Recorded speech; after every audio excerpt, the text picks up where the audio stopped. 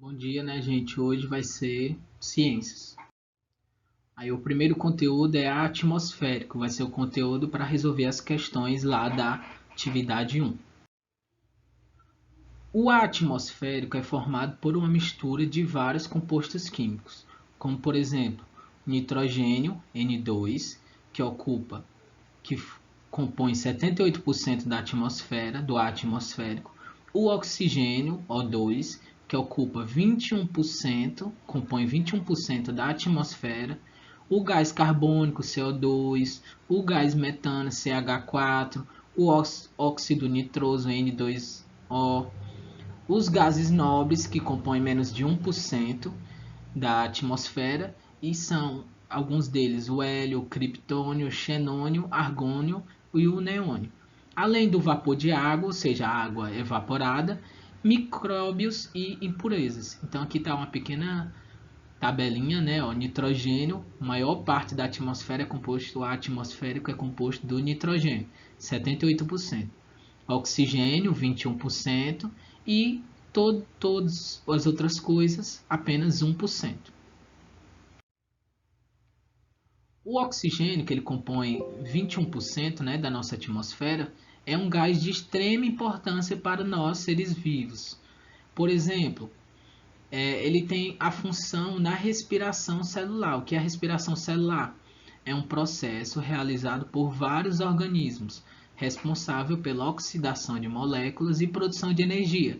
Então, a respiração celular nada mais é do que o oxigênio, ele vai quebrar, entre aspas, quebrar o nosso alimento, tirando a energia que tem dentro dele para a gente conseguir utilizar. Tanto a gente, quanto as plantas, quanto alguns micro-organismos utilizam a respiração celular, ou seja, utilizam o oxigênio. Sem ele, nenhum desses organismos conseguiria sobreviver.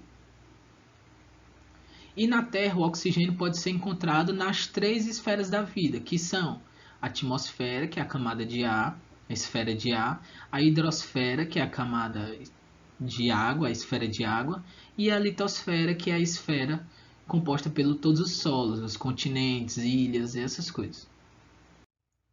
E agora a gente vai para o próximo conteúdo. O próximo conteúdo é o conteúdo do efeito estufa, para vocês resolverem as questões lá da atividade 2. O efeito estufa é um processo natural, lembrem disso, ele é um processo natural, que ocorre lá na nossa atmosfera, ou seja, na camada de ar em volta da Terra. E tem como função principal manter a temperatura do nosso planeta amena e sem grandes variações. Então, o efeito estufa é natural e ele serve para que nosso planeta ele não fique nem muito gelado, nem muito quente, esteja uma temperatura amena, não tenha grandes variações.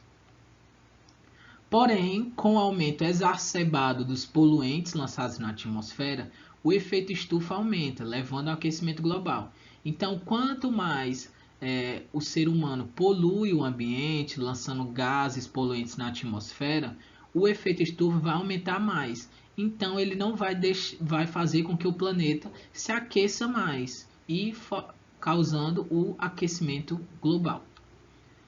Esses poluentes que atuam lá na atmosfera são produzidos principalmente por automóveis, motocicletas, aviões, fábricas, queimadas, centrais termoelétricas, geradores movidos a combustível fósseis, vulcões, entre outras coisas. Então, tudo isso favorece para o aumento do efeito estufa e, consequentemente, ao aquecimento global. O aumento do efeito estufa é obtido principalmente pelo aumento da produção do gás carbônico e do metano. Esses dois gases eles absorvem o calor formando uma espécie de barreira. O dióxido de carbono, que é o gás carbônico, CO2, é um gás poluidor que resulta também de processos naturais e a cada dia sua concentração no ar aumenta. Ou seja, o gás carbônico, que é um dos principais causadores do efeito estufa, ele é naturalmente produzido, mas o ser humano faz com que sua produção seja bem maior, fazendo com que aconteça o aquecimento global. Aí aqui só um esqueminha, ó, de como funciona o efeito estufa. Tá aqui o Sol emitindo seus raios solares na Terra. Aí essa camada que tem em volta é justamente mostrando o efeito estufa, os gases que tem lá na atmosfera. Aí os raios solares entram nessa camada, batem na Terra, aquecendo ela. Aí alguns raios, ó, continuam nessa camada, fazendo com que o planeta se mantenha aquecido. E os outros batem e voltam, ó, saem do planeta.